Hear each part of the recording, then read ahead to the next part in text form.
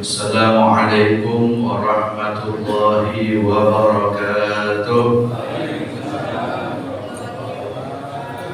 Alhamdulillahirabbil alamin wa bihi nasta'in ala umuri dunya waddin. Allahumma shalli wa sallim wa sharrif wa 'azim wa karrim ala sayyidina wa habibina wa qurrati a'yunina wa maulana Muhammad.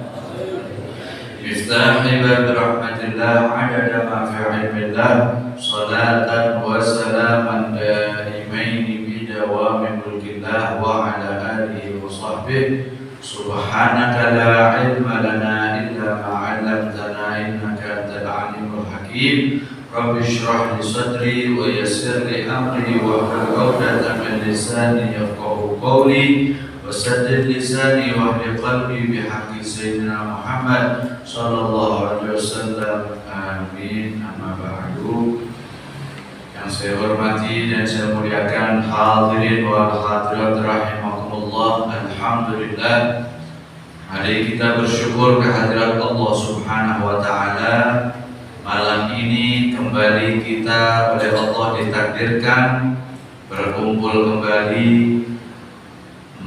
memulai rutinan kita kembali membaca dzikir Ratibul Haddad setelah 3 kali pertemuan kurang lebih kita libur, tetapi diisi dengan safari maulid. Alhamdulillah, setiap hari maulid sampai setengah bulan. Begitu selesai maulid sepi ya Bu, merasa kehilangan. Padahal capek setiap malam sampai malam, apalagi panitia angkat-angkat luar biasa. Tapi setelah selesai tidak ada kegiatan maulid, sumpah sepi, gitu kan? Alhamdulillah, berbahagialah hati yang merasa seperti itu. Kenapa? Karena berarti sudah ada senang, bahagia ketika membaca sirahnya Nabi Muhammad SAW, ketika bersama-sama membaca sholawat kepada Rasul SAW, dan bahagia merayakan hari kelahirannya Nabi Muhammad SAW. Bisa kita bayangkan Bapak Ibu rahimakumullah, bagaimana perasaan para sahabat Nabi ketika beliau ditinggal oleh Rasul SAW wafat. Sumpahnya gimana Bapak Ibu? Okay? Ya, Alhamdulillah kita insya Allah hadir kita di majelis-majelis maulid itu sekarang tinggal mundur hasilnya. Okay? Masa 15 hari kumpul kanjeng Nabi kok selesai tidak ada perubahan? Harus ada perubahan. Perubahan apa? Itu tadi, mengamalkan sunnah-sunnahnya Nabi, mulai semangat mempelajari sirahnya Nabi, kemudian menambah sunnah, sholawat dan salam kepada Rasulullah Sallallahu Alaihi Wasallam, agar kita nanti jadi hamba-hamba Allah yang beruntung insya Allah di dunia sampai di akhirat. Amin Allahumma amin. Masuk surga bersama Rasulullah Sallallahu Alaihi Wasallam. Amin Allahumma amin. Baik hadirin wal hadirat rahimakumullah. Kira-kira masih ingat tak kemarin sudah sampai zikir keberapa? Alhamdulillah. Berarti yang hafal itu yang nyatat. Alhamdulillah ya. Karena dikatakan ada ilmu saydun wal kitabatu qayduhu. Ilmu itu seperti barang atau hewan buruan. Kita berburu rusa, kita berburu apa saja. Ya. Kalau sudah berburu dapat dipegang, itu gimana? Diculkan lagi apa ditaleni? Nah, kalau orang yang pintar, orang yang berburu yang pintar, setelah dapat dia ditaleni. Wal kitabatu qayduhu. Catatan itu, nyatat itu buat ngikat, itu tadi ilmu. Oke. Ma kutib gar ma hafid far. Apa yang diingat itu bakal hilang, okay? Tapi apa yang dicatat insya Allah tetap, bahkan bisa diwariskan insya Allah. Hadirin wa hadirat rahimakumullah, Kemarin kita masuk ke zikir yang kedua, yaitu zikir yang sangat amat afdal dan sangat amat mulia, yang disebut sebagai al-baqiyatus shalihat, atau simpanan-simpanan yang kekal abadi dan akan kita rasakan nanti hasilnya. Bahkan al-baqiyatus shalihat ini Allah Subhanahu wa taala segerakan balasannya di dunia sebelum nanti dirasakan hasilnya di surga. Amin Allahumma. Yaitu zikir subhanallah walhamdulillah wa la ilaha illallah wallahu akbar. Sampai Kanjeng Nabi begitu cintanya sama zikir ini, beliau mengatakan, sesungguhnya zikir subhanallah walhamdulillah wa la ilaha illallah wallahu akbar lebih aku cintai daripada semua sesuatu yang disinari oleh cahaya matahari.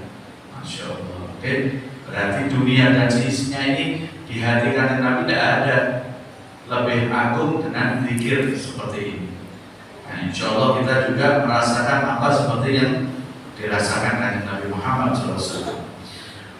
Baik, saya akan melanjutkan wa fil muhadzab, dalam kitab al-muhadzab qala sallallahu alaihi wasallam, Rasulullah sallallahu alaihi wasallam bersabda, ma yastati'u ahadukum ay ya'mala kulla yawmin mithla uhudin amala. Mungkin ini sudah kemarin, kita ulang lagi ya. Bisa enggak kalian itu, katakan Nabi ngomong sama para sahabat, beramal satu amalan yang fadilahnya, keutamaannya lebih besar dari gunung Uhud. Sedangkan kemarin kita tahu gunung Uhud itu sangat besar, 7 kilo dikali 3 kilometer besarnya. Kalau mereka mengatakan para sahabat, ya Rasulullah, man yastati'u dzalik, ya Rasulullah, siapa yang bisa kayak gitu ya Rasulullah? Hebat betul berarti orangnya ya. Kalau kullukum yastati'u, katakan Nabi, semua dari kalian ini bisa beramal. Ya, semua bisa mengamalkan satu amalan yang besar, yang lebih daripada gunung Uhud. Qalu ya Rasulullah, wa madza? Penasaran para sahabat. Apa itu ya Rasulullah amalan dahsyat itu tadi? Qala, berkata Rasulullah SAW, subhanallahi a'dham min Uhud. Ucapan kamu mengucapkan subhanallah itu pahalanya lebih besar daripada gunung Uhud. Kadang kita tidak berasa ya, melihat sesuatu heran, subhanallah, ternyata pahalanya itu langsung di catatan amal kita sebelah kanan ini blek sebesar gunung Uhud. Walhamdulillah a'dham min Uhud. Ucapanmu alhamdulillah ini lebih agung dari gunung Uhud. Ya. Bahkan mungkin kemarin ya hadirin wal hadirat, mungkin yang rawuh acara maulid di tempatnya Al-Habib Hasan Al-Kaf ya, itu yang ceramah yang memberikan tausiah Al-Habib Soleh bin Muhammad Al-Jufri. Beliau mengatakan orang kalau mau doanya tidak ditolak sama Allah Subhanahu wa taala, banyak-banyak mengucapkan alhamdulillah. Ya, dikit-dikit alhamdulillah rabbil alamin. Dikit-dikit alhamdulillah rabbil alamin. Ya, tidak cuma nunggu kalau kenyang tok makan marah alhamdulillah ya. Enggak. Setiap apa keadaan alhamdulillah, mikir anaknya berangkat sekolah alhamdulillah, masakan sudah jadi alhamdulillah, bapak kerjaan rampung alhamdulillah. Kalau kita sering mengucapkan alhamdulillah, mustajab doa kita oleh Allah SWT, cepat diijabah doanya. Amin Allahumma. Dan pahalanya lebih besar dari gunung Uhud. Masya Allah. Wa la ilaha illallah a'dham min Uhud. Ucapan kita la ilaha illallah itu lebih agung dari gunung Uhud. Bahkan Rasulullah SAW bersabda, jadidu imanaku biqauli la ilaha illallah. Perbaharui terus imanmu itu dengan ucapan la ilaha illallah. Tidak ada Tuhan selain Allah. Jadi setiap hari harus banyak-banyak membaca la ilaha illallah. wallahu akbar a'dham min Uhud. Orang mengucapkan la ilaha illallah itu pahalanya juga besar, lebih besar dari gunung Uhud. Berarti kalau kita mengucapkan satu kalimat tadi itu subhanallah walhamdulillah wa la ilaha illallah wallahu akbar, sudah dapat pahala 4 gunung Uhud. Sudah gitu kita bacanya tadi 3 kali. Monggo kalau jenengan bisa baca setiap hari 100 kali, luar biasa. Oke, kadang kita tidak berasa mengamalkan amalan kita ini, lama-lama nanti Allah Subhanahu wa taala tunjukkan hasil buat daripada amalan ini kalau memang billahi ta'ala. Oke. Wa qala sallallahu alaihi wasallam, kemudian Rasulullah sallallahu alaihi wasallam bersabda, "Man dhanna bil mali ayanfa." Barang siapa yang khawatir hartanya dia enggak bisa dia manfaatkan, wa habal lailu ayyukabidah, atau dia khawatir malam itu dia dapat kesusahan. Takut saya kalau malam ini nanti sampai hujan ambrol rumah saya, mungkin itu kan. Atau kalau ada apa, jangan-jangan nanti malam ini saya gimana, khawatir, ada perasaan super, ada perasaan khawatir, takut, wa khafal adu ayyujahida, atau takut nanti ada musuh yang akan memerangi dia, ada musuh yang akan menjahati dia, baik secara kasar mata maupun tidak, kan? Musuh itu kan banyak, setan juga musuh, nafsu juga musuh, orang juga bisa berbuat jahat, kan?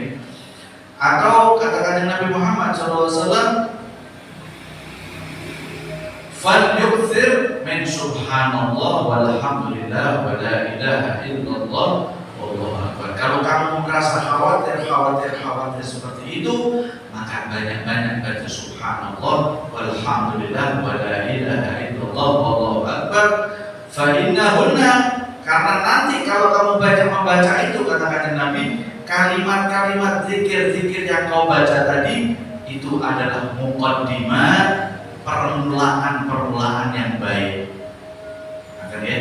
Wa mujannibat, dan kalimat-kalimat tersebut adalah penghalang daripada keburukan.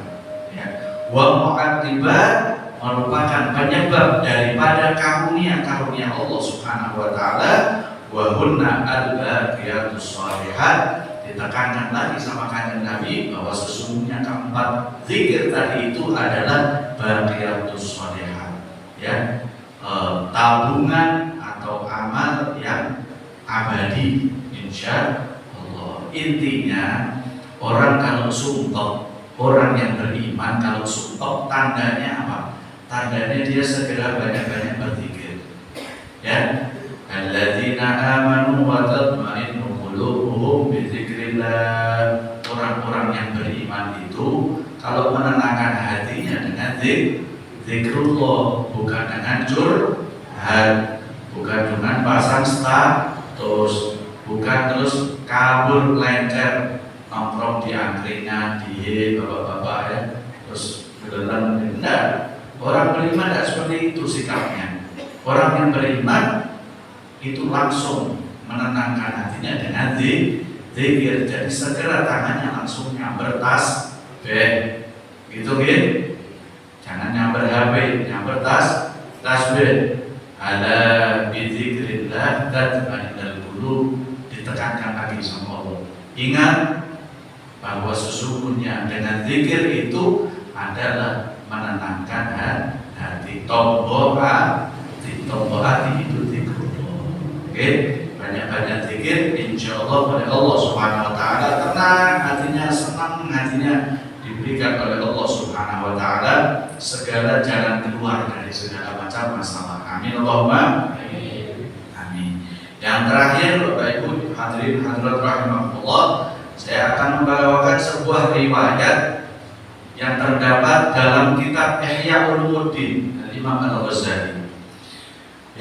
Beliau Imam Ghazali menukil riwayat yang diriwayatkan oleh seorang yang bernama Zaid bin Aslam, seorang tabi'in yang mendengarkan cerita langsung dari sahabat Nabi Muhammad SAW yang bernama sahabat Sayyidina Anas bin Malik. Ini sahabat terkemuka, sahabat Anas bin Malik. Qala Anas bin Malik mengatakan ba'atsal fuqara rasulan ila Rasulillah sallallahu alaihi wasallam. Di Madinah orang-orang miskin, fuqara, orang-orang fakir miskin yang ada di Madinah itu mengutus seorang utusan menghadap Kanjeng Nabi Muhammad SAW. Utusan itu datang menghadap Kanjeng Nabi Muhammad SAW. Faqala ana rasulun minal fuqara ilaihi. Ya Rasulullah, saya ini utusan delegasi dari orang-orang fakir Madinah ini ya Rasulullah. Faqala marhaban bik wa biman jita min indihim. Ahlan wa sahlan, disambut sama Kanjeng Nabi. Kanjeng Nabi itu paling cinta sama orang miskin. Ya mungkin waktu beda sama kita ya. Kalau ke rumahnya orang miskin itu kita jangan disuguhi gitu ya. Jadi kan tidak seperti Kanjeng Nabi. Kanjeng Nabi paling sayang, paling cinta sama orang miskin. Kata Kanjeng Nabi, ahlan wa sahlan, marhaban, selamat datang buat engkau dan orang-orang yang sudah mengutus engkau. Cinta men indegomen ahadu. Kamu datang dari kaum yang saya cintai. Makanya dalam Maulid Al-Habsyi apa? Wa idza da'ahul miskinu fajabahu ijabatan mu'ajjalah. Kata Habib Ali Habsyi, sifat Kanjeng Nabi itu kalau diundang sama orang miskin ijabatan mu'ajjalah, langsung bersegera Kanjeng Nabi itu. Langsung kalau yang undang ini orang tidak punya ya Rasulullah yang undang, langsung mengangkat berangkat Kanjeng Nabi. Kalau dipanggil sama orang miskin ya Rasulullah tidak noleh, bukan noleh ini, seluruh badannya Rasulullah menghadap karena mengajari orang tidak punya. Mudah-mudahan kita diberikan oleh Allah Subhanahu Wa Taala kebersihan hati ya, bisa seperti Kanjeng Nabi. Sampai Kanjeng Nabi ini pernah doa. Ya mungkin mudah-mudahan nanti doanya jangan saya ijazah bisa ngamalkan nanti ya. Allahumma ja'alni miskinan, Allahumma ahyini miskinan wa amitni miskinan wa hsyurni fi zumratil masakin. Ya Allah, jadikan hidup saya ini dalam keadaan miskin, matikan saya nanti dalam keadaan miskin, dan nanti di akhirat ya Allah bangkitkan saya di golongan orang-orang miskin. Siap ngamalkan Pak? Wonten. Apa tadi ya? Kanjeng Nabi itu hidupnya seperti orang miskin, sederhana, padahal beliau kaya raya. Rasulullah itu hidupnya seperti itu karena memang karakternya beliau, pilihan. Beda sama kita, kita hidup sederhana, memang kahanan. Ya, kalau Kanjeng Nabi tolak dunia, tidak mau sama dunia Kanjeng Nabi. Kanjeng Nabi pernah tidak makan 3 hari, sempoyongan Kanjeng Nabi datang malaikat Jibril, ya Rasulullah, saya diutus oleh Allah Subhanahu Wa Taala untuk menjadikan Gunung Uhud ini semuanya emas ya Rasulullah untuk engkau. Tidak mau Kanjeng Nabi. Saya lebih senang sehari kenyang, sehari lapar. Berarti Kanjeng Nabi hidup seperti itu memang pilihan beliau. Bukan seperti ini kita dikasih puasa Kamis ya, puasa hari Kamis suruh buka dikasih 2 gram aja mau. Sudah buka dikasih 2 gram. Kanjeng Nabi mau dikasih Gunung Uhud emas. Masya Allah, tidak mau. Nah ini artinya apa? Orang hidup miskin ini kadang juga perlu merasa miskin, ya. Jangan merasa kaya, karena kekayaan kita ini bukan punya kita, punya Allah titipan. Kita merasa miskin, kita miskin apa? Ya miskin harta, miskin amal, miskin ilmu, itu aja. Supaya hati kita tetap tawadhu, tetap rendah, sehingga kita dapat semua keberkahan dari Allah. Kemudian setelah disambut oleh Rasulullah, engkau datang dari golongan orang-orang yang kamu cintai. Ada perlu apa? Ada hajat apa kamu sini? Maka dia berkata, beberapa utusan tadi mengatakan, ya Rasulullah SAW, inna al-aghniya dhahabu bil khair. Ya Rasulullah, orang-orang kaya ini ngepek semua kebaikan ya Rasulullah. Semua amal soleh ini dibaik sama orang kaya. Yahujuna wa la yaqdir alaih. Mereka bisa haji ya Allah, kami tidak bisa karena tidak punya. Gitu kan? Sama tidak kayak kita. Orang yang haji mau ngantri ya pakai yang haji yang plus ya bisa berangkat. Yang orang miskin ya cuma ketok bertahun, gitu kan? Terus wayak tamiruna wala nadir alaih. Mereka kawan-kawan mau berangkat umroh ya Rasulullah makan. Kami ngelamun tok, ngeliat tok. Kami tidak mampu untuk itu. Wa idza maridu fa'atu bi fadli amwalihim khairan. Kalau mereka sakit bisa berangkat haji karena mereka punya harta fadl dari Allah, utama dari Allah, mereka bayari orang bisa berangkat dapat pahala lagi ya Rasulullah. Padahal mereka tidak berangkat. Betul nggih? Jadi dengan kalau sakit tak berangkat haji bayari saya berangkat haji gitu. Atau bayari yang lain. Okay. Kemudian apa? Faqala Nabi sallallahu alaihi wasallam. Maka Rasulullah menjawab keluhan mereka. Balligh anil fuqara. Sampaikan sama para fuqara pesan saya. Apa itu?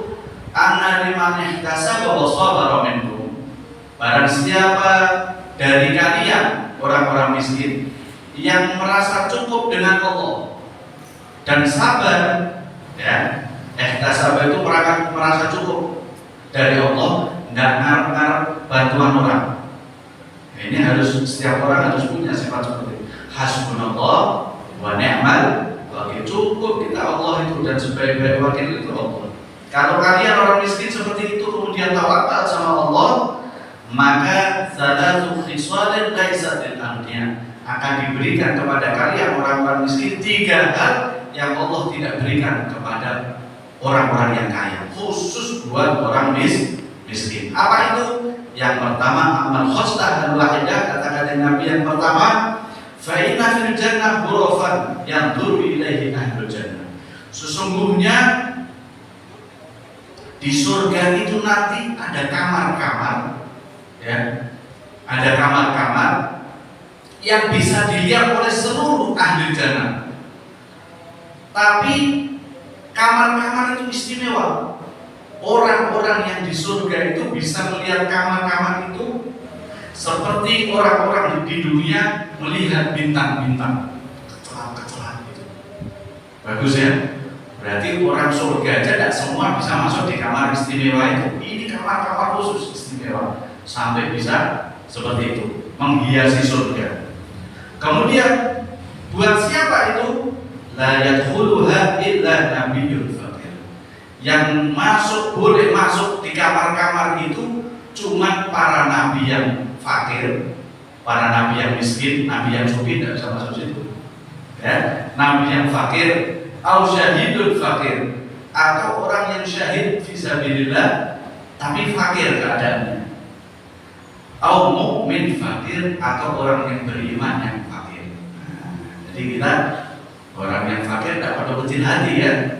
Nanti bisa menikmati itu kamar-kamar khusus di surga. Wasaniyah yang kedua, ya, yadkhulul fuqara ila jannah qabla al-aghniya binisfiyum. Orang yang miskin sama orang yang kaya lebih dulu masuk surga setengah hari.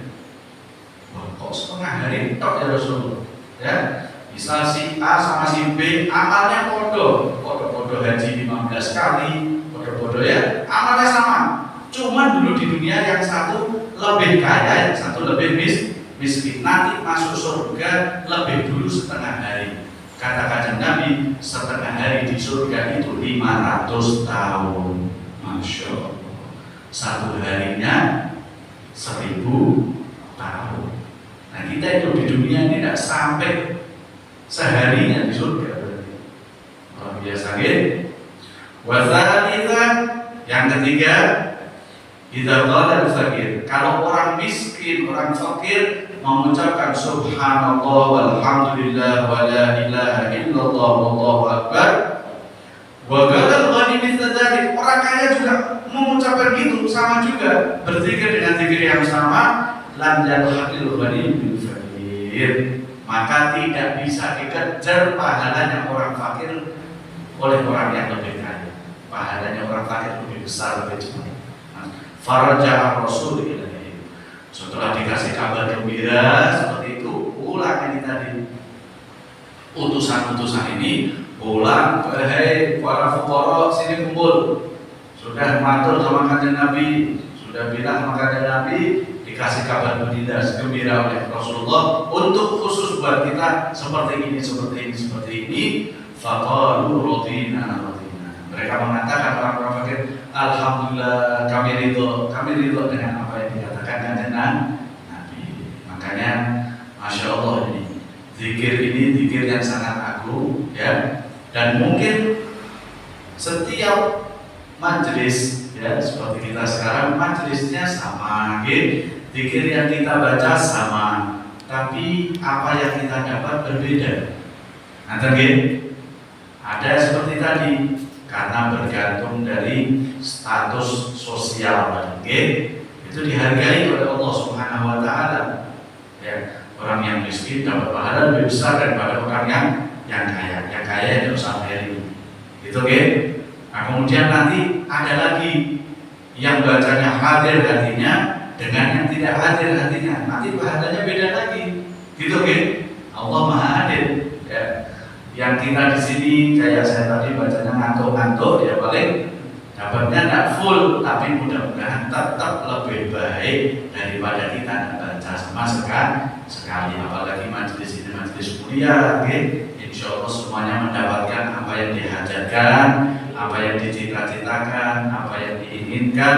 Mudah-mudahan Allah mengampuni dosa-dosa kita, menerima semua amal sholat kita, memanjangkan usia kita dalam keadaan sehat walafiat, ringan kita gunakan untuk taat kepada Allah Subhanahu Wa Taala, diberikan hati yang istiqomah mencintai Allah dan Rasulnya, istiqomah semangat untuk mendekatkan diri kepada Allah Subhanahu Wa Taala, semangat mendekatkan diri kepada Rasul Sallallahu Alaihi Wasallam, sampai nanti Allah Subhanahu Wa Taala mengambil roh kita dalam keadaan husnul khatimah. Amin Allahumma amin. Wassallallahu ala sayyidina Muhammadin wa ala alihi wasallam. Walhamdulillahirabbil alamin. Wal afwu minkum. Wassalamu alaikum warahmatullahi wabarakatuh.